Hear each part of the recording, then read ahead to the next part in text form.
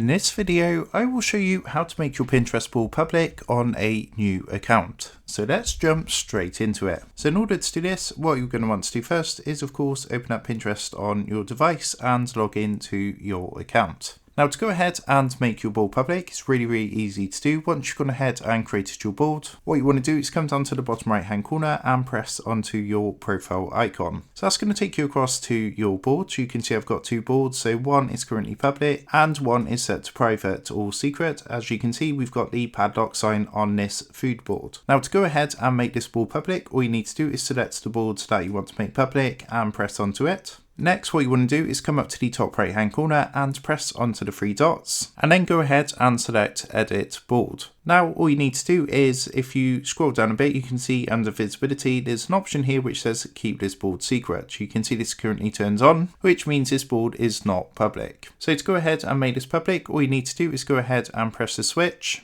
And it's going to come up with a pop-up saying make your board public. All you need to do is go ahead and press the red make visible button and then press the red done button in the top right hand corner. Now you'll see when we go back to our board, and what I'm going to do, the padlock's still showing, but if I go ahead, close down Pinterest and then reload Pinterest, you'll see when I go back into my boards that the padlock has now disappeared, which means this board is now public. So that's how to go ahead and make a Pinterest board public on a new account. I hope this quick tutorial did help you out today, and if it did, I would really appreciate it if you was to consider dropping down below the video, leaving a like and also subscribing to the channel. With that being said, I just want to take a minute to thank you guys for watching this quick tutorial, and I will see you in the next video.